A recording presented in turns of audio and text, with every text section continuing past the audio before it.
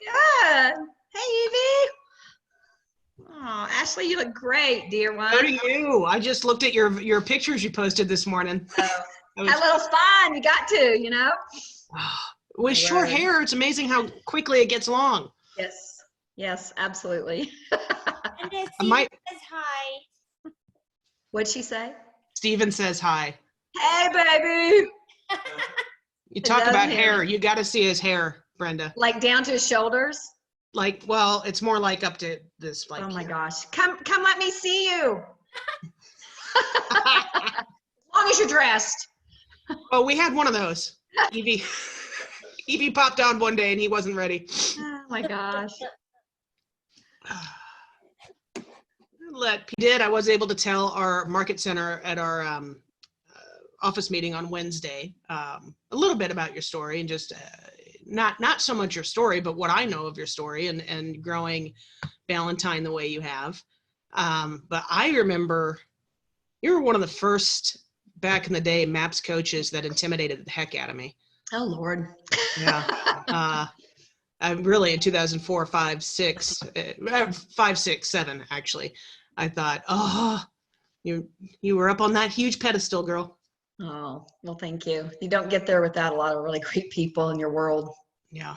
And sure. You're continuing to do some incredible stuff. So I will let you just kind of launch us off and I'll ask you questions along the way. Okay.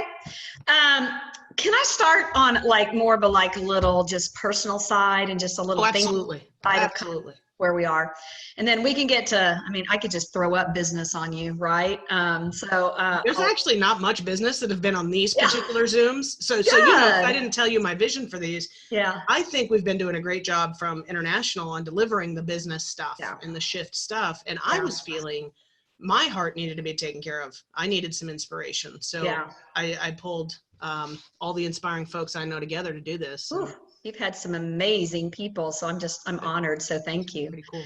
So I think I wrote down a few things that I thought that I might share. That every Tuesday, I think I shared one with you, but for about the past 5 weeks on Tuesdays, I've been sending out to my team just Tuesday Thoughts with Brenda B. And mostly like this, like heart stuff, and not just like, there's a little bit of business there, but mostly just the heart stuff. So I have this really great lady that I talk with every week, and I'm unpacking a lot of life with her. And she said to me the other day, because it's been a couple of pretty tough weeks. I don't know about you guys, but in the very beginning, I was like, I can do this, right? And I had this like vision of, maybe how long it was going to take, or, not knowing how long it was going to take, but we could do it. We could see the finish line. And so in my Tuesday Thoughts, I kind of wrote this little analogy that went, wow, I can't see the finish line anymore. And we've moved from a sprint to a long distance cross country run. And by the way, it's beautiful and I'm enjoying it. And there's so many things I'm seeing in this run that I didn't see in the sprint because I didn't have time and I wasn't really prepared, and I was just had my head down going. And so I kind of like this journey. And then my analogy was that, hey, Kelly, my analogy was that, oh, wow, now it's going to be a marathon. I just had this sense, and I started to feel a lot of uncertainty, and I was like, I can't even see the finish line for sure now. And in fact, I can't even see the road ahead of me. There's a big bend in the road, and we don't even have mile markers. Yeah. So I just kind of went through that analogy, being, an athlete and thinking about, what is this race we're in? And there's 2 words that really, really resonated with me, resilience and tenacity. And maybe those will be on my headstone someday, because I feel like that those are 2 words that have been in my life that have served me really, really well, personally, professionally. And so I went to good old Webster's and I just looked it up, and I shared with my, team what those 2 words meant. And then I shared, kind of what they meant to me. And I think what I found was that we're more resilient than we think we are. And I think that tenacity kicks in, I'm going to say as needed. And when we don't even know it's there sometimes, it's just like, God, how'd I get through that? And you look back and you go, oh, that was that tenacious spirit that I have, right? And so this past week when I was talking to Paige, like I said, it had been a couple of, really tough weeks. And she said, I've got two things for you that I think are really, really important for you right now. And the reason she said that to me, because like you guys, I'm a woman, I'm a leader. And so, I'm a female leader leading a lot of people, as well as, myself. There's business. You work for a little bit of this personal piece still. And she said, I want you to think about these two things. Number one, she said, you don't always have to be strong. Mm-hmm.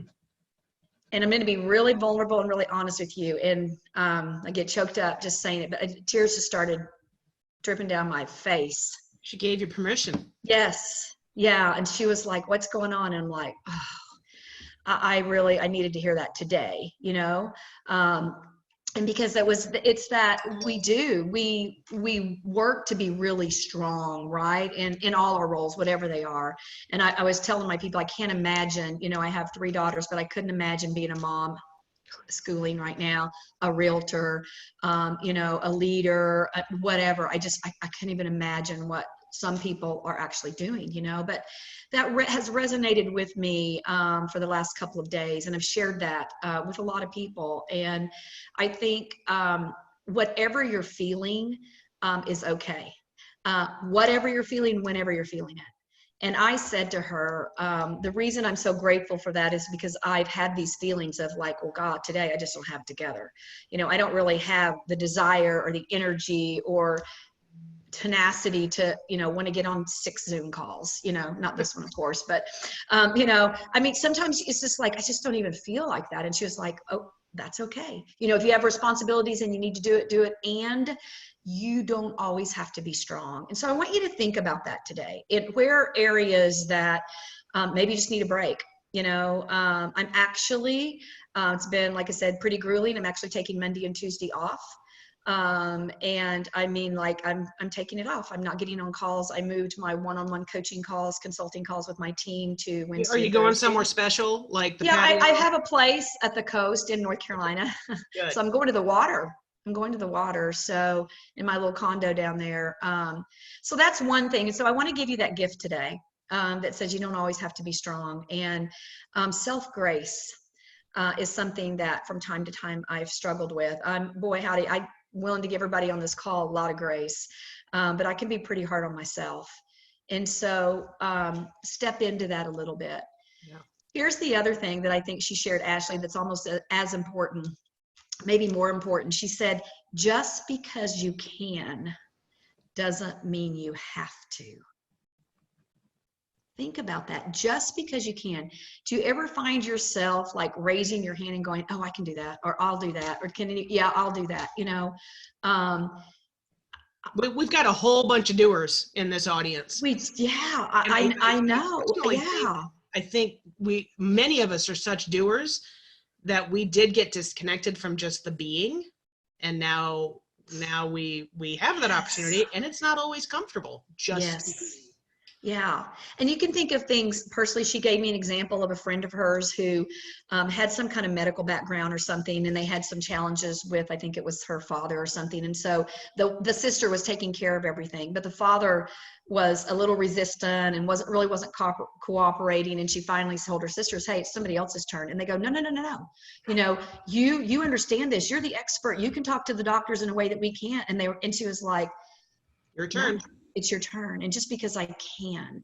So I started thinking about that, as a leader, and where are the areas that I could really bring, a lot more joy to my life, a lot more leverage, a better pace, by understanding that just because I can do it doesn't mean I have to.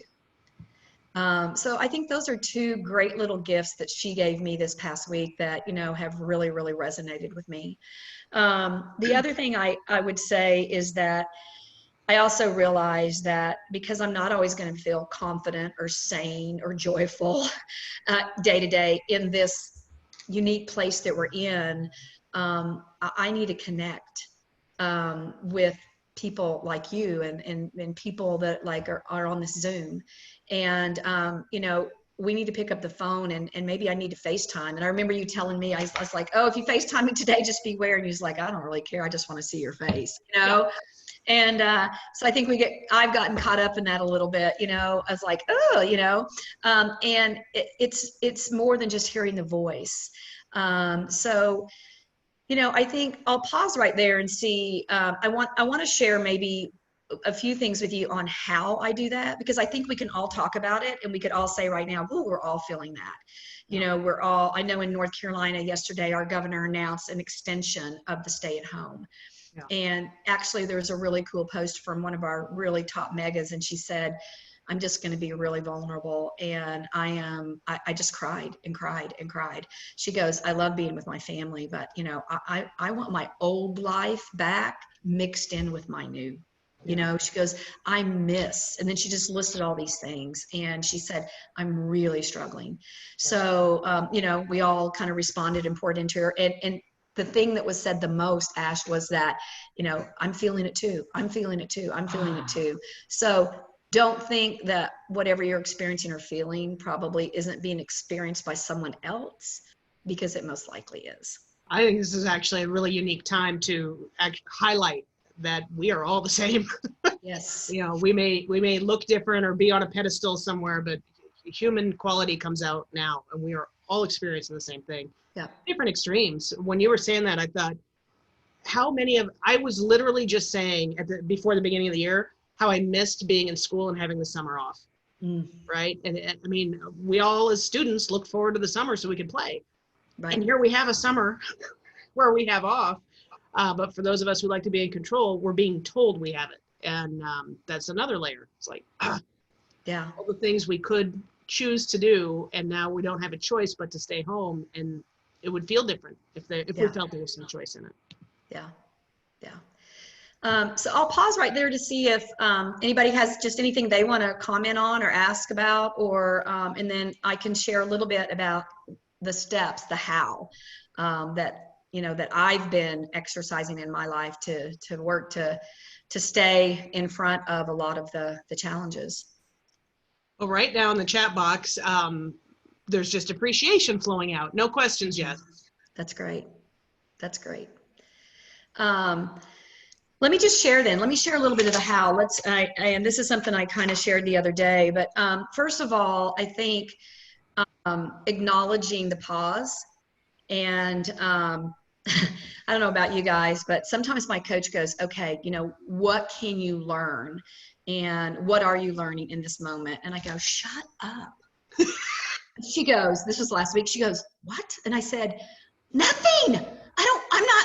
I'm not in that space, you know. And she was dying laughing. She goes, that's why I love coaching you, because you're always going to be honest. I go, not today, you know. And I mean, so sometimes I feel like that, you know, we're in this big pause, and does every day have to have a lesson? Really? I know. I was like, not today, you know. And so I'm like in this pause, and I'm like, you know, some days I'm like, what am I learning about myself? What am I learning about real friendship? What am I learning about business? Sometimes I do that. And then sometimes I just say, I'm just going to sit in the pause. And I'm going to encourage you to do that, because it's not going away. So at least it's not for us in North Carolina, and it's not across the country very much. And in Charlotte, where Ballantyne is, our market center is, we have the most restrictive county requirements outside of in Charlotte area. There's other counties that, you know, we cross over by the state line by South Carolina and all. They're much less restrictive than Mecklenburg County is. And so, you know, there's a little bit of that you know, in our core zip codes versus, you know, outlying areas. And we're like, great, this is a great time then to expand your business, right? Make some calls. And so we tweaked that a little bit. But I think the message here, step into the pause. It's not going away. And then, you know, whatever that means for you, but part of that pause for me is intentional pause. And by that, I mean, for me, it's meditation or prayer. It's when I've gotten away from that during these few weeks, I all of a sudden feel it and sense it, you know, and Yeah, I've always been one of those people who just kind of did that like all day long, just, if something came up. But what I'm finding and what Paige really helped me see was the structured, intentional timing, time blocking of that pause is really important right now because it'll sneak up on you, and you don't realize that, wow, I didn't step into that little peaceful place today. So however you do that. So that's the first thing I'd say, step into the pause. The second thing that I shared was do something that will create laughter. And I was like, that's something that I've always said, a gift my mom gave me. I mean, that woman can, just make me laugh like no one else. And when I say laughter, I mean that deep down in your belly, crying, hysterical, like laughter. Find that. And what I know is that it will be really good for your soul. Now you might be going, well, how am I going to find that right now? I don't know. My mom's actually in a rehab hospital right now, and they shut down access to my dad and all visitors about 5 weeks ago. And he just turned 89. She'll be 88 next month. And it's been, as you can imagine, very difficult. She's really lonely. She's, discouraged. And I was on a call. I call her almost every day. And my dad, this is funny, you guys, my dad had decided that he would clean out her closet. And, and so he made a really big mistake of telling her about it. And he told me, he goes, oh my God, I'm in so much trouble. I go, what were you? You would think after 89 years of living, he would know better. No, I know. I go, Dad, what? He goes, I don't know. And he just started laughing. So I called my mom. She goes, do you know what I said, well, I heard, so we went through this, Mom, I'm going to have to go to Atlanta and protect your belongings. And she goes, I wonder if my dishes will be there when I get out, and I started laughing, and it was one of those things that was so silly and kind of stupid. And she got to laughing. And so I don't know where that opportunity of laughter is going to come from you or for you, but find it. I got off the phone, and there was just something about that release of anxiety and tension and whatever, worry, or, and it was just like, oh, that felt so good.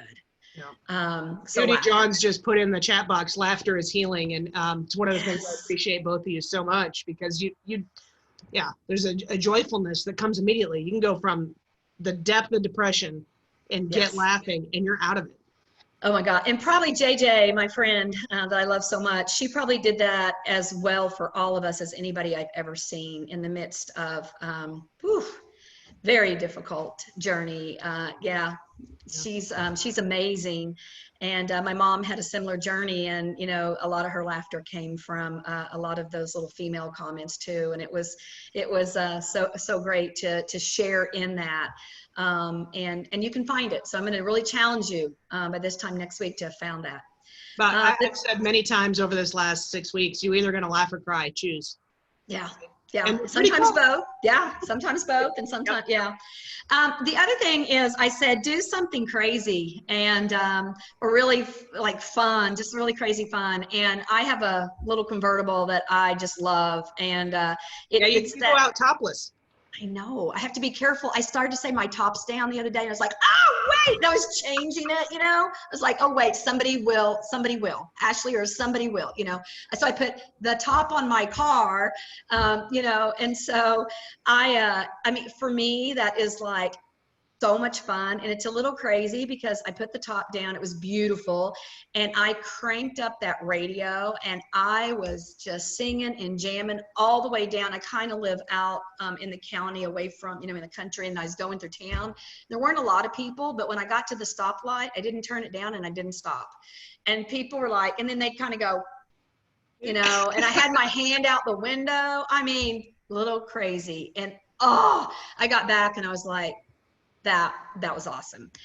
So find something crazy. It can be just something like that, but that was a little crazy, and it felt really good. Another thing that Paige has really been leaning in on me about is self-care, but this really magic word, exquisite. Ooh. And so sometimes she'll say, okay, you said that was your self-care. And I said, yeah. And I said, and oh, by the way, for a little sidebar, I'm finding that self-care is more than getting a massage twice a month and my nails and a haircut. I love all those things. And I always thought about that as being self-care, and it is. But what I'm finding, you guys, is it's so much deeper than that. And so she's brought this word to me called exquisite self-care. And so in this same place where, you know, we can't get our hair done. I mean, I don't get my nails done, but I do get manicures. My hands are horrendous. Yes. And Yes. I do miss my massages. So Yeah. what are you doing specifically? What have you put in that? Yeah. Well, so I did this really, she said, so tell me an example. I said, okay, so this is again, really silly example, but I love Diet Dr. Pepper and Diet Coke. I have for years and years and years. I always bought it and I drank a ton of it. And I quit doing that. It's not in my house anymore. Smile Evie, that's really good, right? Healthier, tons of water. I've always been a big water drinker, but I pretty much could match my diet drink and my water. And so, and sometimes a bottle of wine too. So the other day I was like, oh my gosh, there's this place called the Dog House. So you can imagine it's all these little different kinds of hot dogs. It literally is a little shack that only drive through or walk up. But you guys, they have the best ice. That little bitty tiny crunchy ice. Yes, wonderful ice. And I put the top down on my car, and I drove to the Dog House. And I went through the drive-through, and she said, "Hi, may I help you?" And I said, "Could I have a large Diet Coke?" And I mean, I've done it 3 times. And the bad thing is that, you know, now I'm kind of craving it again, but I'm doing good. I haven't bought any, you know, I'm hanging in there. But I know that is probably the silliest example I could ever give anybody. And you guys do not believe, I told Paige that brought me so much joy. It was like all the rules are like set aside a little bit. Yeah. And by golly, if I want a Diet Coke with really great ice at this little shack called the Dog House, bring it on. And so exquisite. What's exquisite? Sometimes it's, for me, it's the other day I just got a little glass of wine and went and sat out in my hammock, you know, and just sat there and listened to the birds and looked around. And why would that be exquisite? Well, yeah, go ahead. When was the last time you did that, when we were back in our crazy days of having to respond? Exactly. Yeah. Exactly. And that's what I was getting ready to say. Why would that be exquisite? Because I actually did it. Yeah. You know, because I was willing, you know, to do that. So I guess exquisite self-care. And then I guess the last thing would be, I put on there, is give yourself a gift of something that is typically encumbered by choice and time. Give yourself a gift over something that is typically encumbered by choice or time. So if I say, you know, the last couple of years, I started reading again, and I used to read all the time. And then I used to say I didn't have time to read. In essence, I really was making a choice not to read. And if I was reading, it was leadership books and all of that, but I really like to, you know, as someone said, go get a trashy novel. Okay, as long as it's not too trashy, whatever. But okay, something, you know, yeah, or maybe we'll start that Zoom book club.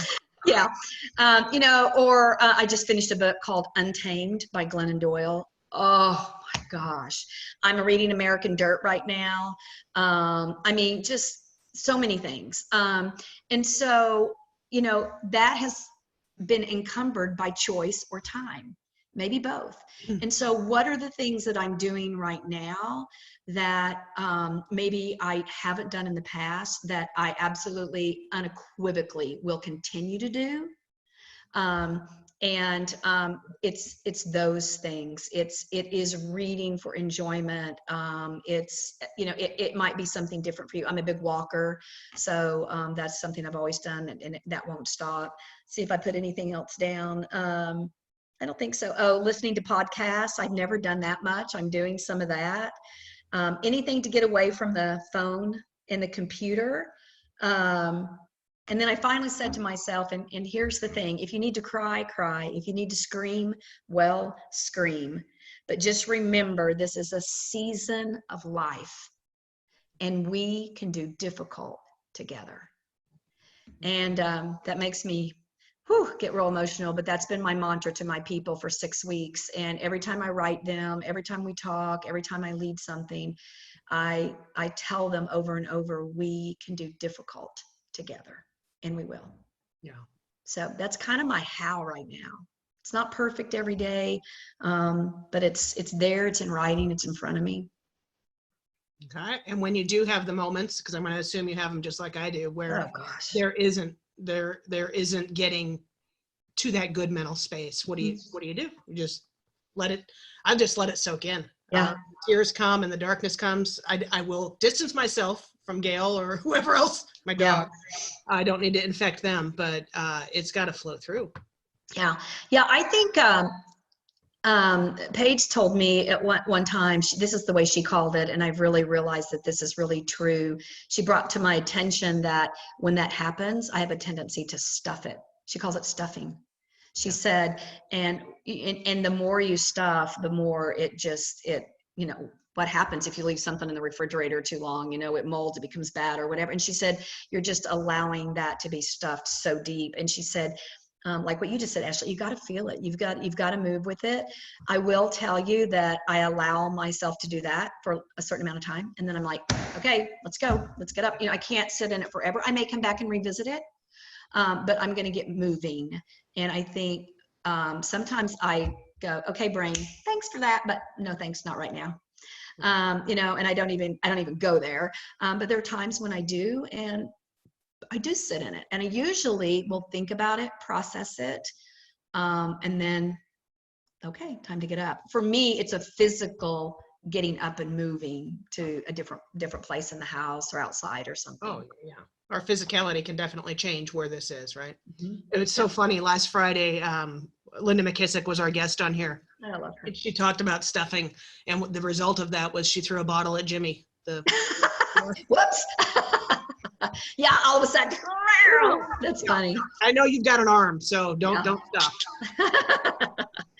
Yeah. So it's interesting because I sometimes feel incapable of helping the people around me who have kids, right? Like you said earlier, gosh, thank goodness I wasn't quarantined with children in the house. I'd probably be in jail. But at the same time, you've got your parents that you can't get to, really. Yeah. So how are you processing that? Honestly, there's been some really hard moments last week when I talked to my mom. She'd had a pretty tough day. She's going to physical therapy a couple of times a day, and she just happened to be having one of those days, and she was really discouraged. And she was saying to me, like, I am so discouraged. I'm not going to get out of here, or I don't know what to do. And it was really, and I was like, oh, Mom, now, okay, time out, and I went to that coaching part of me and said, okay, so tell me today what's causing discouragement, and then so she talked about that, and then I said, okay, so tell me today what was positive. Let's talk about physical therapy, because that's the one thing that once you conquer these 3 things, you're going to get out. So let's look at the progress, and number 1, the process, So, and then she kept apologizing. She just cried and cried and cried. And somehow I got through it, and I got off the phone, and Ashley, I just broke down, and I was just bawling. And it's so hard to hear your mom, number 1, be isolated from my dad, high school sweetheart, and just feel alone and lonely and discouraged, and didn't feel like she was making a lot of progress. And kind of found out later that her physical therapist that she really loves, this little guy, he hadn't been there in 3 days. I was going to ask you, when my grandma was still here, and I'd say, hey, at least you get to see John, because he was so cute. Yes. Yeah. And that ended up being a factor in it. Somebody else handling her and helping her, that wasn't as good, or she wasn't as comfortable with. So that's been challenging. And then talking to my dad every day as well. So you know what? You just do the best you can. And the next day, my dad texted me, because I told him I was pretty upset. He said, hey, you need some good news today from your mama. Call her. She has something to share with you. Oh. So I called her, and she'd had a great day of PT. He was back and all of that. So, there's a little bit of that ebb and flow, but these are really tough moments. And then I step back and I go, and they're both still alive and in really fairly good health, And I'm so grateful, so grateful. My dad just turned 89. We let him drive to the grocery store and that's about it. But they're super smart. And I think that's been one of her challenges, still really bright mentally and physically. She's down a little bit. Too. Yeah. Yeah. So, but, I want to share something else. You just made me think, and I'm being really vulnerable, but, You're with the safe group. yeah. One of the things that I do sometimes, guys, is, I compare. And I felt really guilty last week because I thought I really was struggling. And I was like, finally like, well, suck it up. And, what's wrong with you? I mean, you don't know anybody that has COVID-19, you still have a roof over your head. You technically haven't lost your job. I just started really beating myself up, and going, what, come on, and I really realized that, I was comparing to all the other stories that we're hearing about and all that. And really, there is something to be said about that and making sure that you have some gratitude and empathy towards that. But I think it was a huge disservice to myself to not allow me to grieve whatever I was grieving. Yeah. And what I really was grieving, was my daddy and I have for years spent our birthdays together. Your birthday was just last weekend. Yeah. Happy belated. Thank you. And we weren't going to get to do that. And man, I don't know how many more we're going to have, right? And it was just, I was in that space, guys, and so what I did was I said, I do get to grieve this. There's nothing wrong with that. And I don't have to say, oh, it's not as bad as somebody else. And so I'm just going to encourage you today. Don't compare. We all have those different areas of grief. Doesn't matter if you don't have kids, Ashley, you've got other things. Oh, I'm saying, thank God I don't have them. Yeah, I know.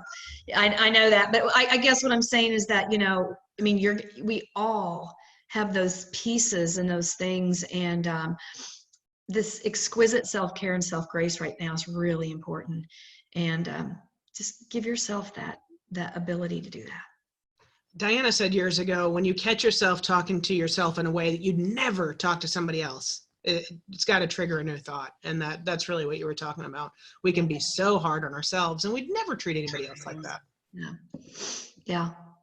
I think too, most of us on this call at a pretty high level are what I've now coined other focused, right?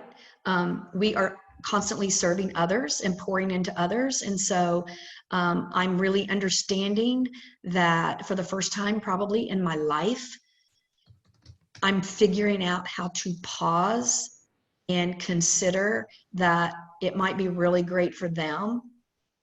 And is it also good for me? And by the way, is it good for me first? Because I think being others focused many times allowed me, caused me to make decisions that really weren't best for me, but they pleased everybody else. You got a little bit of that people pleaser in you. Yeah. No. So I think that's not an easy lesson either, is it? Not at all. Yeah. And yet you're right. When we're not physically in front of people to take care of them, focus doesn't have to, but often comes back to us. And by the way, what we've ignored in terms of taking care of ourselves for many years. Yeah. I'm thinking about too, Ashley, what are the things that I am learning when I'm open to that? What are the things that I am learning right now that will continue? I told my team, I said, I hope we never go back to the normal we knew. I hope we never go back to the normal we knew. I hope that and trust and pray that in these moments, I mean, honestly, I've never seen so much equalness, so much joy, so much kindness, so much crossing over the whatever lines are supposed to be there in our society, and love and just care, spontaneity. I mean, and I hope that we will all begin to look at the things that we're experiencing that we never want to go back to, that other normal, and how we'll continue to move those things forward while going back. Frame that just slightly differently. Yeah. What things do we want to make sure we actually intentionally bring forward from this time? I love that. Yeah. Because not all of it, right? But certainly some, Yeah. there's been some really good opportunity to connect on a deeper level, I think, than we probably have. I was thinking the other day, as different possessions or experiences that we are used to having just in our regular routine kind of get stripped away, and definitions of who we are get stripped away. Who are we? And I think it is a time when it's very clear we're pretty much all the same. We are all connected to the same source. And as long as we're tapping into that, we're going to be connected. And I pray too that continues on past this. Yeah, me too. Right. What else? Questions from the audience? There's, again, a lot of love in this box. Judy says she didn't realize how much she's missed you. And oh, JJ. I told Gail the other night, I said, we're going to have a wine hour after this is all over. Let's all meet somewhere and yeah. Amen. If somebody has something, I mean, you don't have to have a question, but if somebody has a comment or a thought or whatever, I mean, jump in here. It doesn't have to just be me. If somebody has something they want to share, happy to do that as well. And you can unmute and participate. I will say, Brenda, with these, this is number 14 today. Evie would probably know. It's been a shy audience. Really? Which is surprising because my people are not shy people. Yeah. I mean, I'm happy to tell you, if you want to go to any business stuff, I'm happy to tell you what we're doing in business, to keep doing some things, or, I can keep going down some of the other personal things we're doing. I think Kelly, was that you that just said about Brene Brown? Diana Sullivan. Diana. Oh, I saw somebody pop up about Brene Brown. Yeah, she's, I always said that, I love this. At first time I said she changed my life, and then I said, no, I changed my life. She gave me some tools and some thinking and some thoughts in her writing that helped me make really great decisions. The Gift of Imperfections is an amazing book by her. And she just tells it straight up, and I really love that. Be a good time. Might be a good weekend to go back and look at her last Netflix special. Yeah, I just watched her last week, her TED Talk on vulnerability.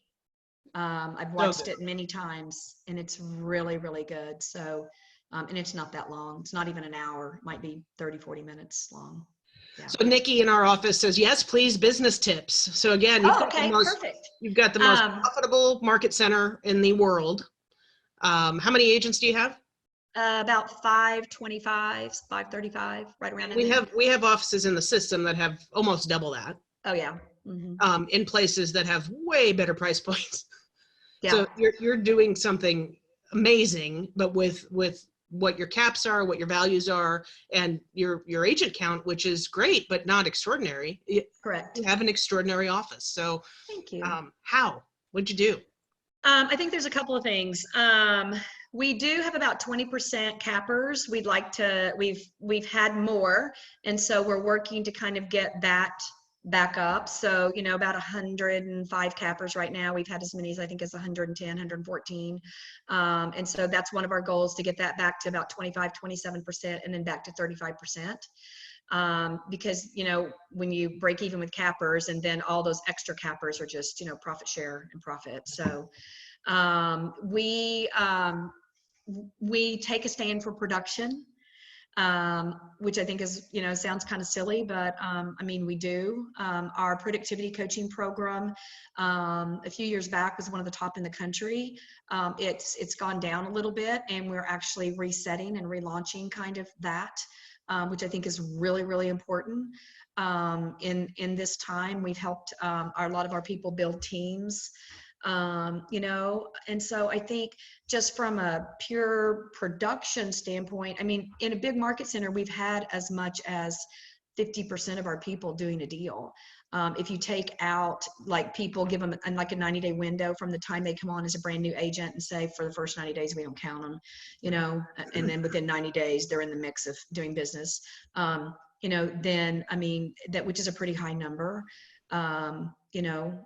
for for people to be engaged. I've had this reputation, and it's actually serving me really, really well now. And some people are going, and I go, nah, nah, nah, nah, nah, nah. That I run really lean and mean. I trust that I haven't done that at the expense of, our people. And I think we have a lot of ways where we really help them in things we do. We had Mo Anderson on our Powerful Women's Mastermind this month. We really work to bring in high level, people. So we do have, I believe, Ash, a lot of value to our people. Our cap is 22,000. Average sales price is about 280, 285. Takes about 8 units to cap. So what are you telling them right now? Because you just said you're also in one of the most restrictive counties, right? Mm-hmm. And Yes. that is a lot of agents. What are you telling them to remain productive? I know in San Diego, we've seen our whole market go backwards by about 50%. Yep. And the agent population that isn't working is even more than that. So yes. There's less competition, but fewer units, if that makes Yep. sense. Yep. So what are you telling them specifically to do? The very first thing we did was, first of all, I'm going to tell you, as leaders, we started over communicate consistently. And even now, still 5 weeks into it, or 6 weeks, wherever we are, we still have a leadership debrief call every single day at 5 o'clock Eastern. And I still have my one-on-one with my team leader, one-on-one with my MCA, one-on-one with my PC coach every week, and then one joint leadership team. So that's a lot of individual calls, and they're necessary. If we get done in 20 minutes, we're done. We've never had a call go over an hour, but we allow an hour. And they're calls like, what do we need to know? What's happening? What's the market update? And so I think what we did very, very, very quickly is we went to our people and we said, hey, we don't have any idea, how long this is going to last. But we want to make sure that when it's over, you are ready to compete. Are you going to be ready to compete? There will still be people that need to buy and sell. It's going to look different. And we also want to help you navigate that.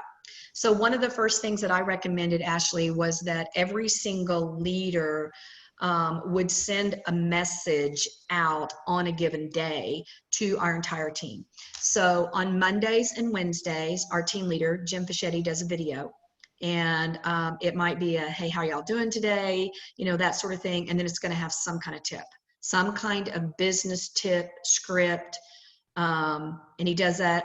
And the videos are no longer than maybe 12 minutes or something. I mean, we want them to watch them to the end. The very first one he did, it was too long. And I texted him, I said, hey, what do you think happened? And he goes, I don't know, what do you mean? And I go, some of the best stuff he had to say was at the end. And I said, I was about to go nutso. I go, but I listened to the end. And he goes, oh my gosh, you're right, it was too long. And I said, yeah, for me it was. And he was like, no, it was. So, we've learned that they need to have a lot of content, catch their attention, and then they know at the end that tip's coming. And again, 12, 13 minutes. And what I love is that's also role modeling, because if your team leader's doing that, then your agents can take that same idea with their spheres of influence. Absolutely. Yeah. Then on Tuesdays, they get Tuesday Thoughts with Brenda B, and that comes through email, and it's usually this kind of stuff. There is sometimes a business tip in it. When I said a while ago, will you be ready to compete? That was actually in one of my emails, and gave them some, strategies about that. So that's Monday, Tuesday, Wednesday. On Thursday, our productivity coach delivers a message to the entire Market Center agent base. And his is always something related to production. So it's going to be database. It's going to be celebrating somebody that did something, it's going to be overcoming an obstacle. It's going to be talking about virtual closings. I mean, it's going to be things that are really, really practical about production right now. And then on Friday, our MCA or someone on her team sends out an email. So they get 3 videos and 2 emails, one email from me, one from the MCA, and it'll be an update on anything that she needs to. For example, last week was just a reminder that we're not holding earnest money. All earnest money needs to get to the attorney. If you have any questions, give me a call. What you'll love about that, we did that years and years ago in California. That will survive this, and you'll love not having to have that anymore.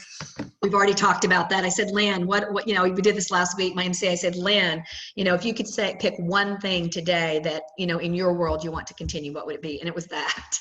It was that. So I share that with you because I think we initiated a plan really quickly.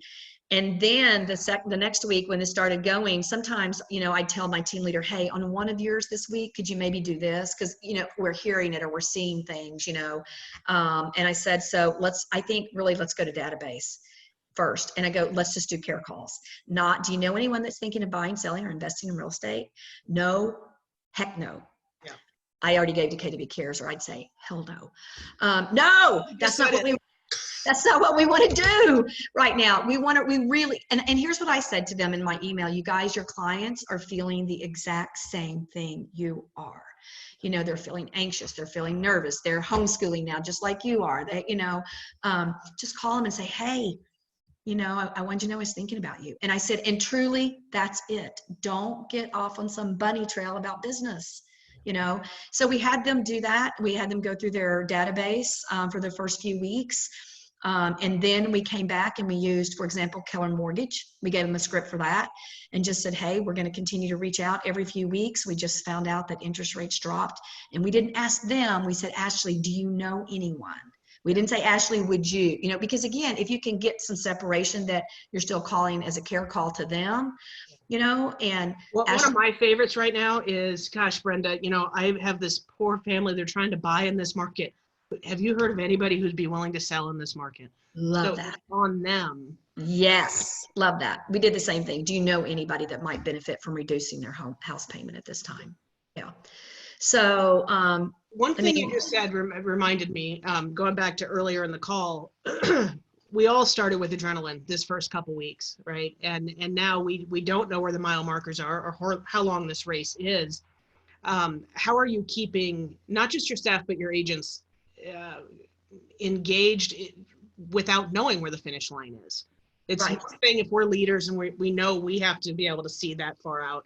It's translating that to people who are in a wig out situation. Yeah.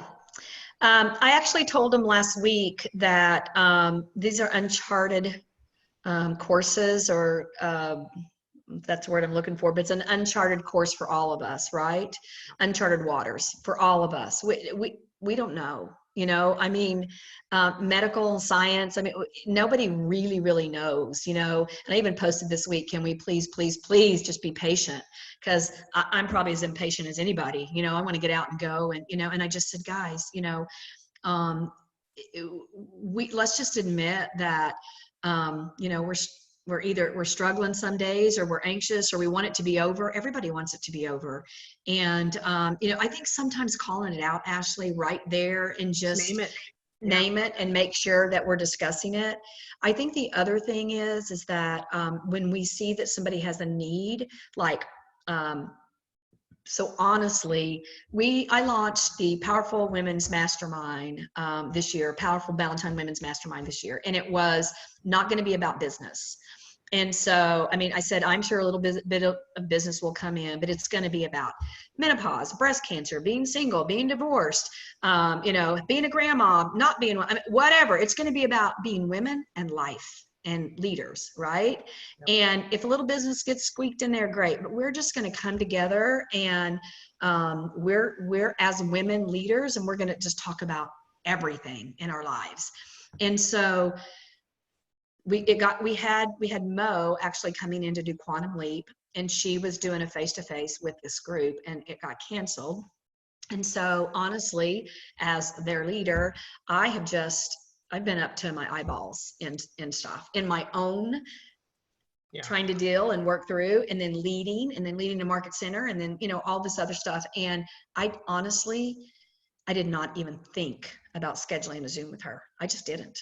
And about a week and a half ago, one of my leaders and ALC members and top producers said, hey, man, I think we could really use a shot of Mo. And it's like, duh, and she goes, what do you think? And I said, oh my gosh, that's amazing. I'm so glad you're using your brain, because I'm obviously not using mine, and so I think this camaraderie of when I'm not sane or confident or joyful, you can be for me, right? You can be for me, Ashley. You can be Evie. You can be that. I mean, whatever. We can be that for each other. And basically, she was my brains in that moment. And then I just took it and I went. And yesterday, it was amazing.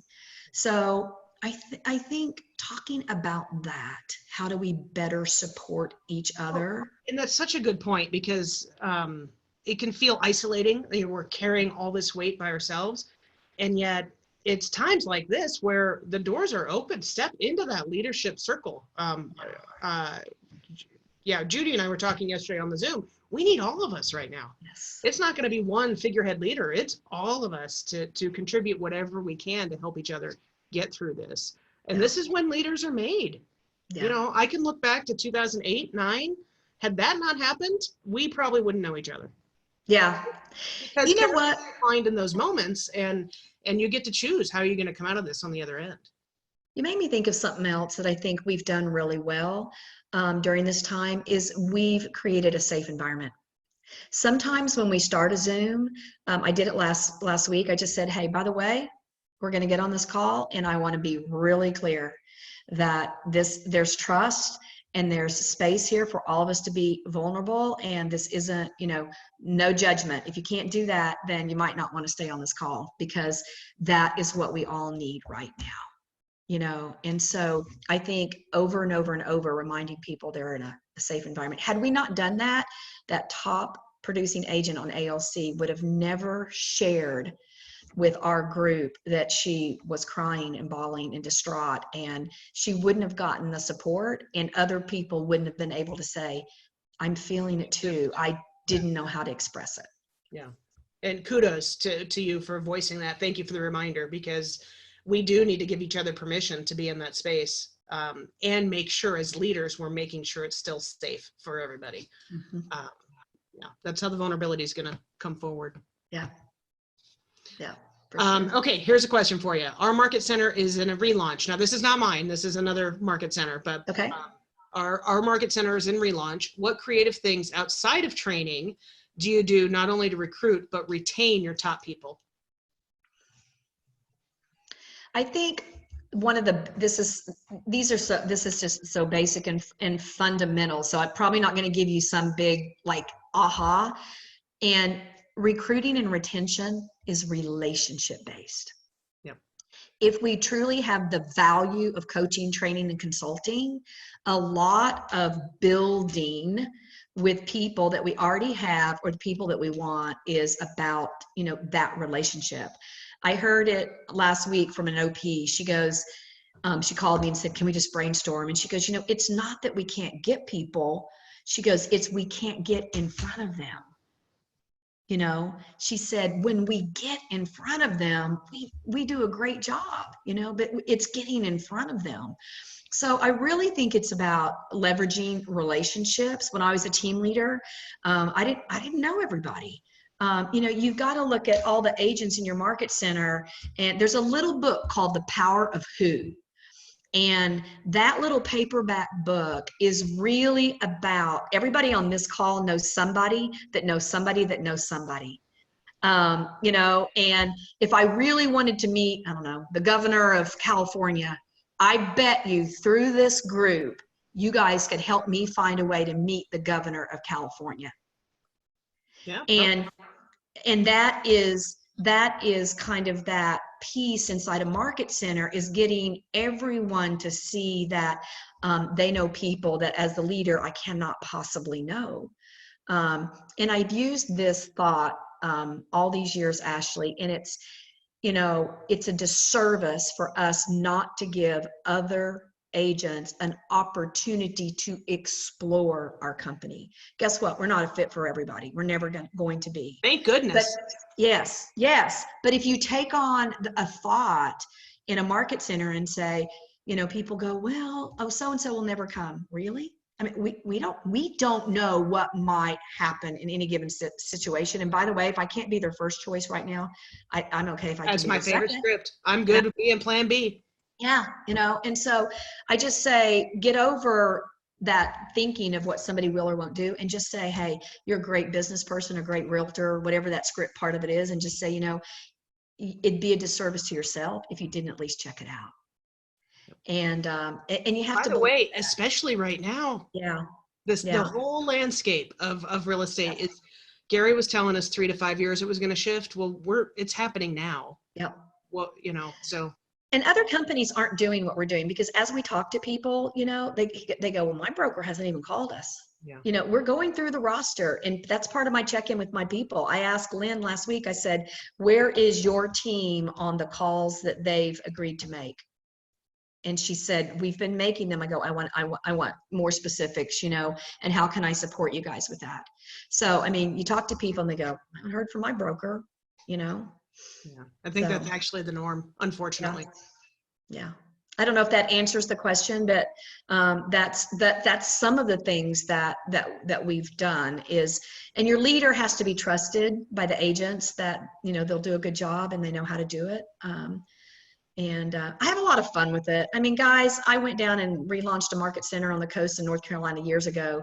And I couldn't, and I didn't live there. I was just going to help for a while, and I couldn't get appointments. I said, okay, dang it, I'm tired of this. Here's the deal.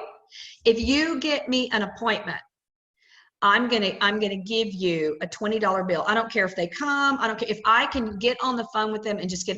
And I walked in the next week and I had lined up, I think, 15 $20 bills, and one person had 7 of them. And I just had this in front of me. I said, oh, Susie Q. And then, oh, JJ, thank you for that. Oh, and they were all just, and I said, guys, an appointment, it's a phone call, so I don't know. I do fun, crazy stuff just to get my people thinking differently. And sometimes you guys, Gary says you're 3 key hires away. You're 3 key hires away. That's yeah. Well, honey, what can we do for you? You've done it. You've done it. What a pleasure. I see people shaking their head, and thanks for letting me, as Val says that she can get you a meeting with the governor if you want. Okay, there we go. See? Yeah, no, thanks for letting me be a little emotional and real and just, yeah. You've got some, at least half of the people on here are criers. That's good. That's good. Oh, I love you guys. And I just want to say before we wind up, is that there are not very many people in our company that could go and get people like, JJ and Mo Anderson and, Diana and Mark Will and all those people on a call. So, Ashley, first of all, kudos for you for your vision and your credibility as a leader. I always know who I say yes to, and I didn't hesitate, so I love you. I appreciate you. And I just thank you for what you're really doing for, all of us. It's been amazing. Thank you. Thank you. And if you didn't see some of those, they were really good. Mo, we had some technical issues with Mo, but she was awesome. She brought it. Yeah. That's great. Thank you. Thank you. Thank you. All right. If I can do anything for anybody or help you in any way, just reach out to me. And you guys have an amazing weekend. Enjoy your time at the water. I'm going to. Mwah. Love you guys. All right. You too. Bye-bye. Bye.